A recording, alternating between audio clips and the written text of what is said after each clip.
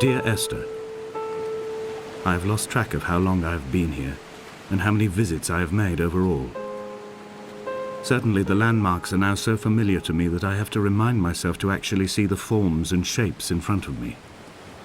I could stumble blind across these rocks, the edges of these precipices, without fear of missing my step and plummeting down to sea. Besides, I have always considered that if one is to fall, it is critical to keep one's eyes firmly open.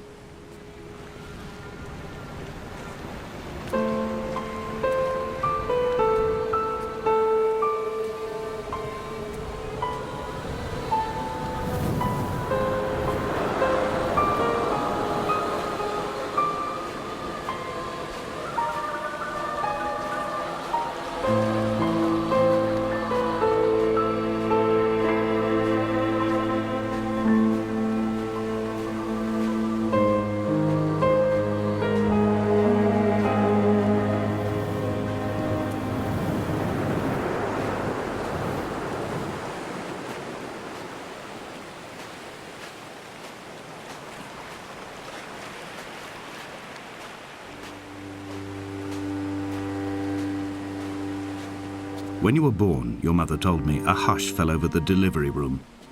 A great red birthmark covered the left side of your face. No one knew what to say, so you cried to fill the vacuum. I always admired you for that you cried to fill whatever vacuum you found.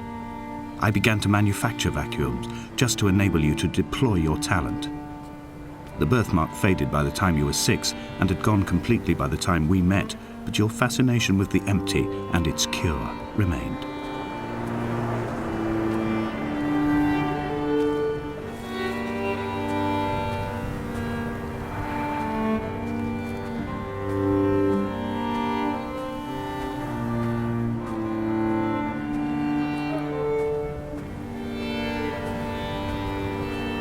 Reading Donnelly by the weak afternoon sunlight. He landed on the south side of the island, followed the path to the bay and climbed the mount. He did not find the caves, and he did not chart the north side. I think this is why his understanding of the island is flawed, incomplete. He stood on the mount and only wondered momentarily how to descend. But then, he didn't have my reasons.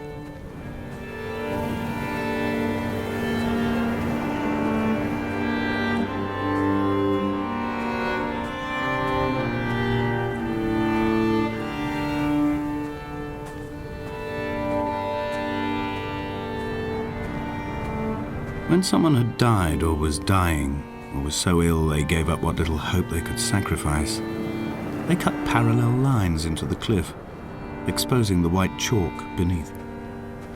You could see them from the mainland or the fishing boats, and know to send aid or impose a cordon of protection, and wait a generation until whatever pestilence stalked the cliff paths died along with its hosts. My lines are just for this: to keep any would-be rescuers at bay. The infection is not simply of the flesh.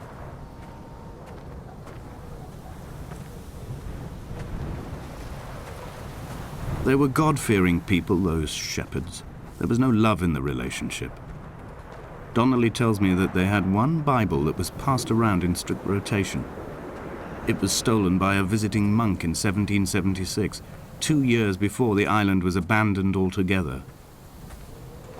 In the interim, I wonder, did they assign chapter and verse to the stones and grasses, marking the geography with a superimposed significance that they could actually walk the Bible and inhabit its contradictions?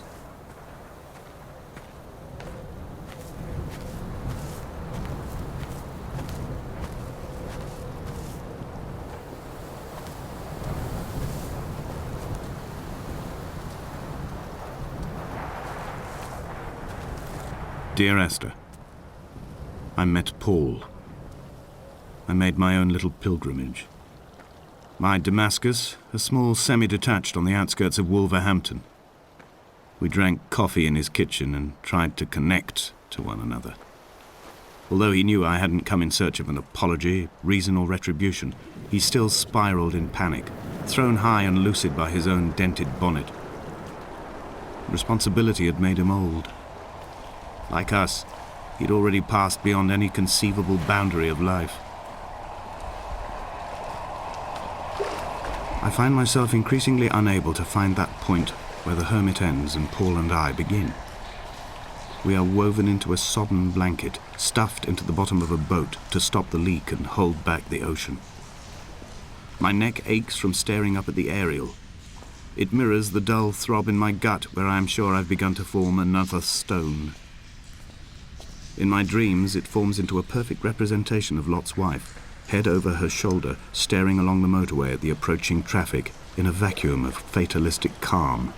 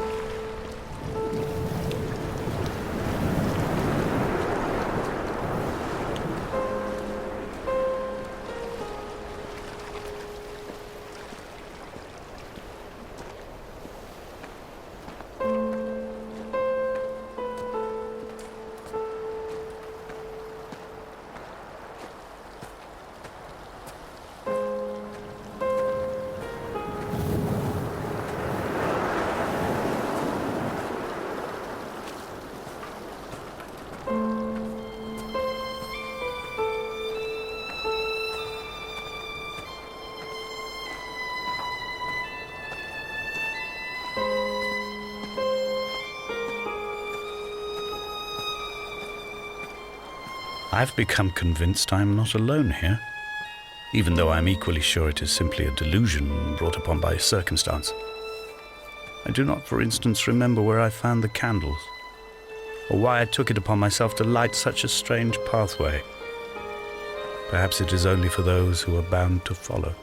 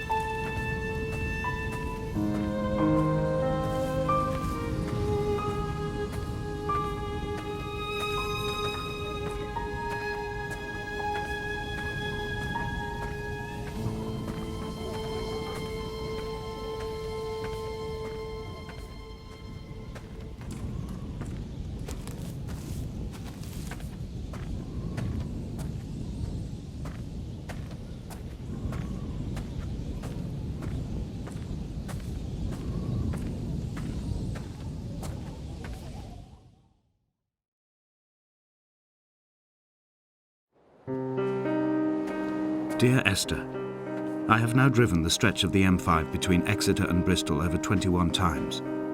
But although I have all the reports and all the witnesses and have cross-referenced them within a millimetre using my Ordnance Survey maps, I simply cannot find the location.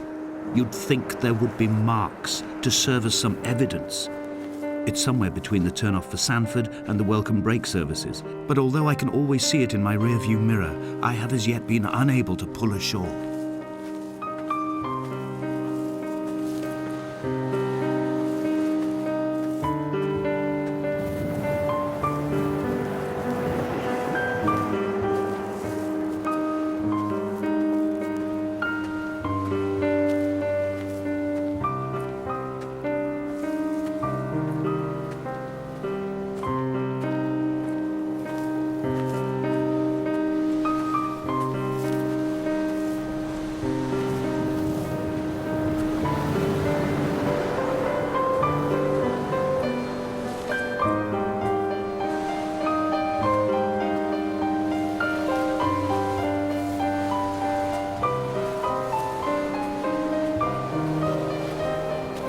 I've begun to wonder if Donnelly's voyage here was as prosaic as it was presented. How disappointed not to have found the bones of the holy man.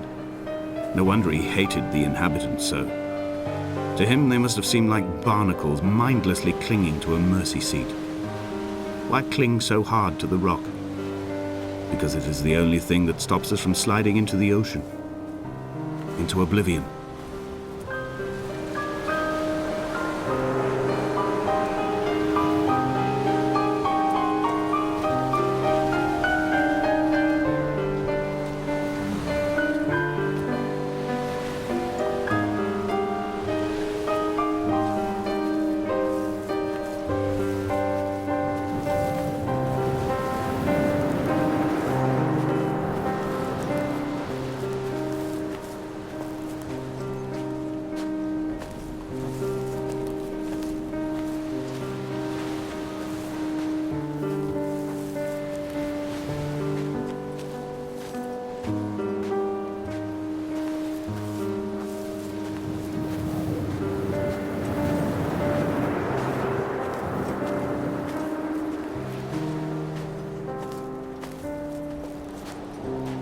I had kidney stones and you visited me in the hospital. After the operation, when I was still half submerged in anesthetic, your outline and your speech both blurred. Now my stones have grown into an island and made their escape, and you have been rendered opaque by the car of a drunk.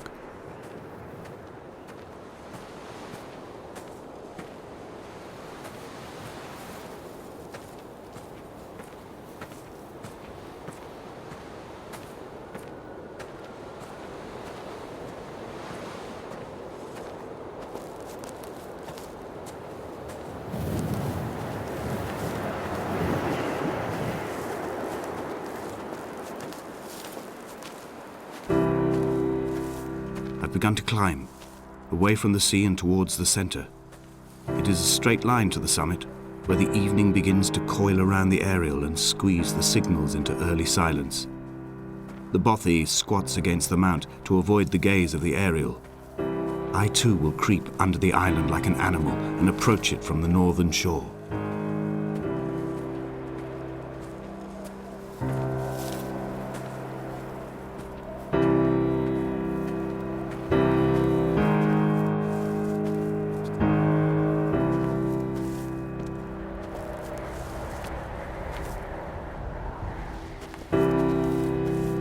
They found Jakobsen in early spring. The thaw had only just come. Even though he'd been dead nearly 7 months, his body had been frozen right down to the nerves and had not even begun to decompose. He'd struggled halfway down the cliff path, perhaps looking for some lost goat, or perhaps in a delirium, and expired, curled into a claw right under the winter moon. Even the animals shunned his corpse. The mainlanders thought to bring it home unlucky. Donnelly claims they dragged it to the caves to thaw out and rot, but he is proving an unreliable witness.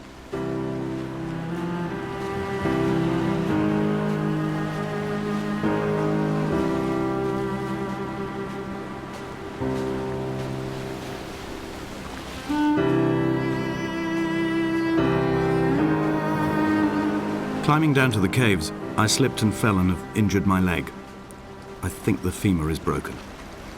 It is clearly infected. The skin has turned a bright, tight pink, and the pain is crashing in on waves, winter tides against my shoreline, drowning out the ache of my stones. I struggled back to the bothy to rest, but it has become clear that there is only one way this is likely to end. The medical supplies I looted from the trawler have suddenly found their purpose. They will keep me lucid for my final ascent.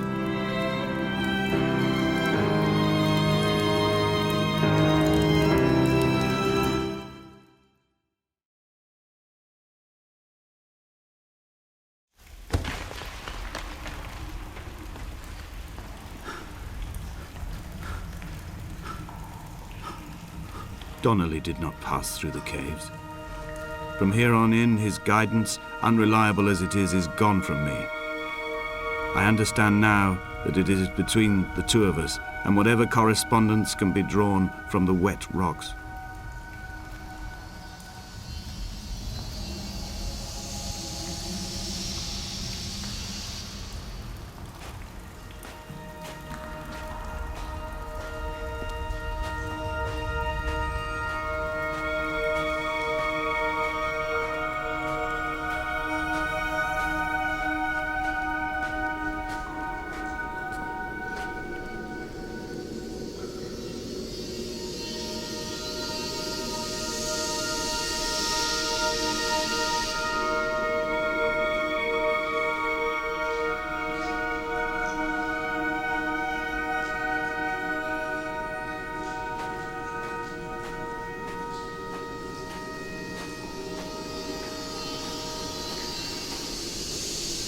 It was as if someone had taken the car and shaken it like a cocktail. The glove compartment had been opened and emptied with the ashtrays and the boot. It made for a crumpled museum, a shattered exhibition.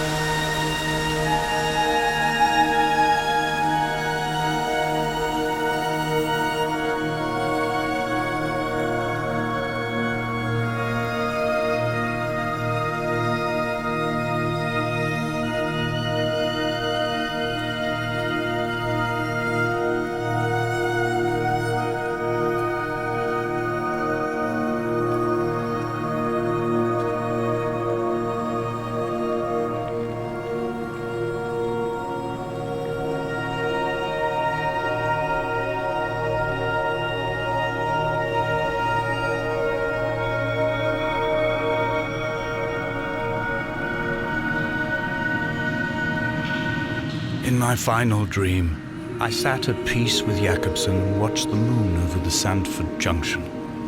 Goats grazed on the hard shoulder, a world gone to weed and redemption.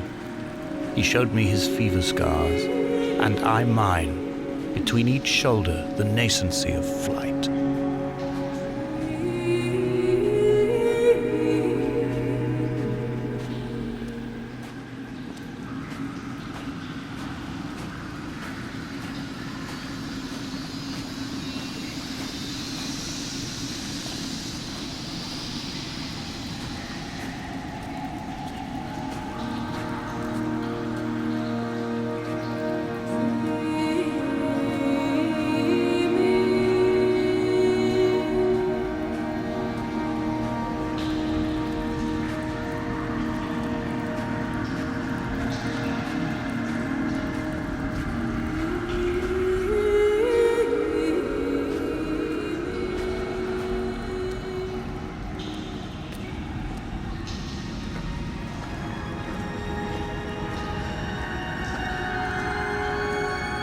This cannot be the shaft they threw the goats into. It cannot be the landfill where the parts of your life that would not burn ended up. It cannot be the chimney that delivered you to the skies. It cannot be the place where you rained back down again to fertilize the soil and make small flowers in the rocks.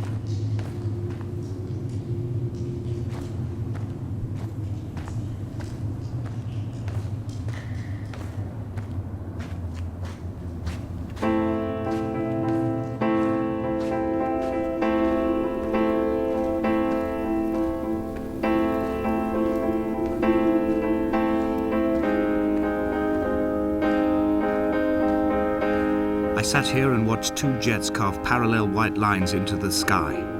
They charted their course, and I followed them for 21 minutes until they turned off near Sanford and were lost. If I were a gull, I would abandon my nest and join them. I would starve my brain of oxygen and suffer delusions of transcendence. I would tear the bottom from my boat and sail across the motorways until I reached this island once again.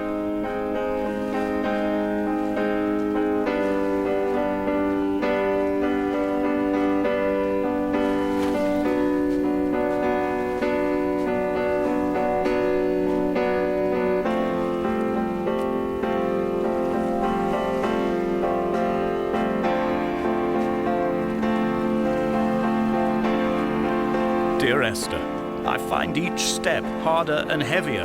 I drag Donnelly's corpse on my back across these rocks, and all I hear are his whispers of guilt, his reminders, his burnt letters, his neatly folded clothes. He tells me I was not drunk at all.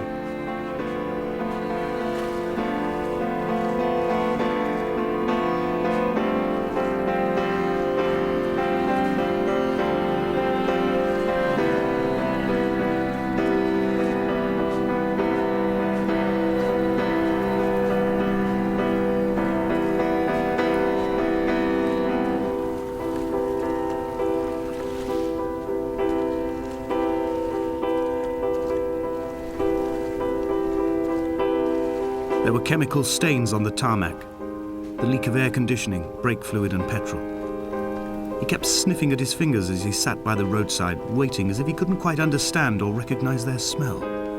He said he'd been travelling back from a sales conference in Exeter. He'd stopped for farewell drinks earlier, but had kept a careful eye on his intake. He could hear the sirens above the idling traffic.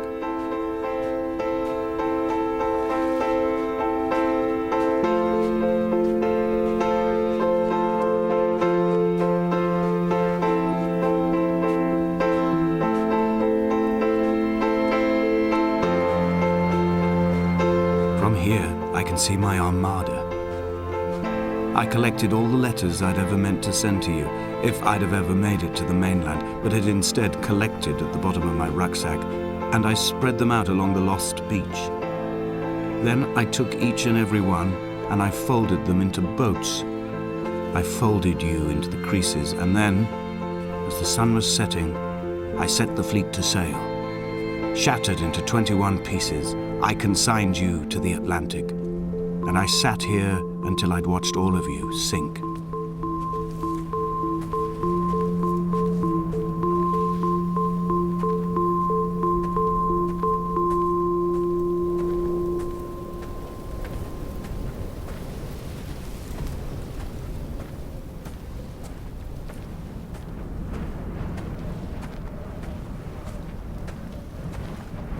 A sound of torn metal, teeth running over the edge of the rocks, a moon that casts a signal. As I lay pinned beside you, the ticking of the cooling engine, and the calling from a great height, all my mind as a bypass.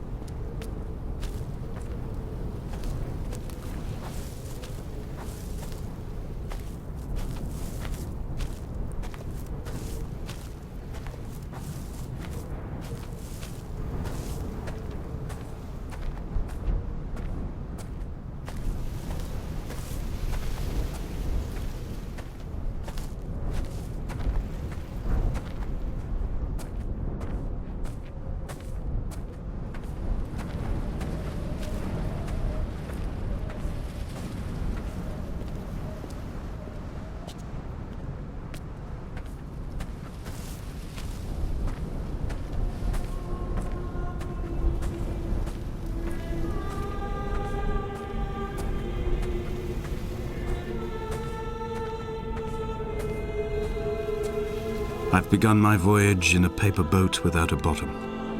I will fly to the moon in it. I've been folded along a crease in time, a weakness in the sheet of life. Now you've settled on the opposite side of the paper to me. I can see your traces in the ink that soaks through the fiber, the pulped vegetation. When we become waterlogged and the cage disintegrates, we will intermingle. When this paper aeroplane leaves the cliff edge and carves parallel vapor trails in the dark, we will come together.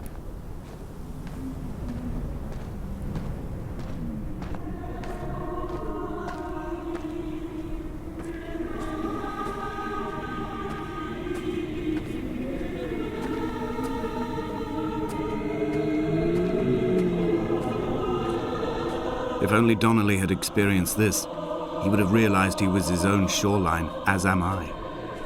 Just as I am becoming this island, so he became his syphilis, retreating into the burning synapses, the stones, the infection.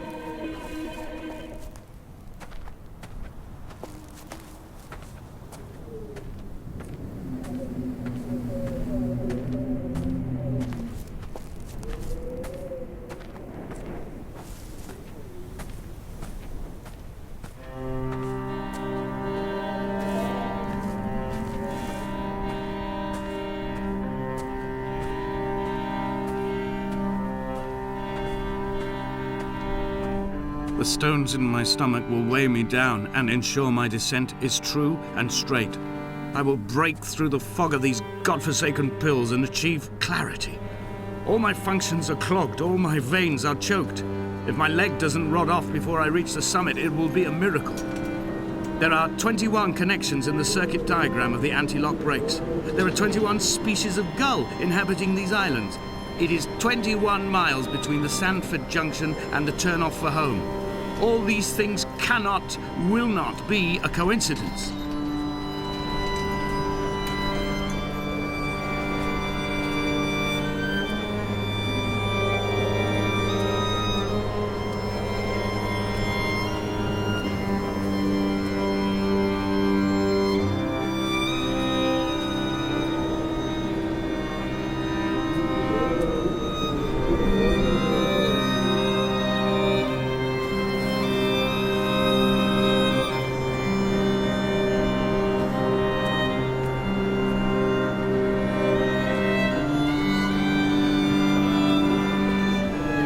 He was not drunk, Esther. He was not drunk at all. He had not drunk with Donnelly or spat Jacobson back at the sea. He had not careered across the lost shores and terminal beaches of this nascent archipelago. He did not intend his bonnet to be crumpled like a spent tissue by the impact. His windscreen was not star-studded all over like a map of the heavens. His paintwork etched with circuit diagrams, strange fish to call the gulls away. The phosphorescence of the skid marks lighting the M5 all the way from Exeter to Damascus.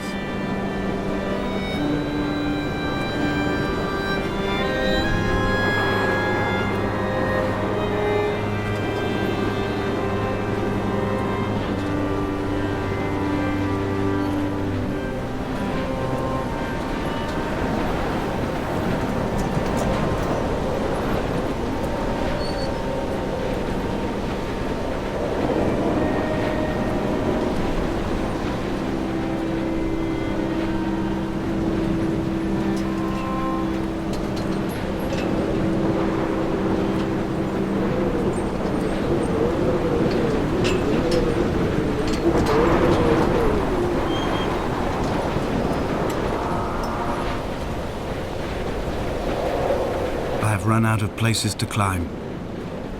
I will abandon this body and take to the air. Dear Esther, I have burned the cliffs of Damascus.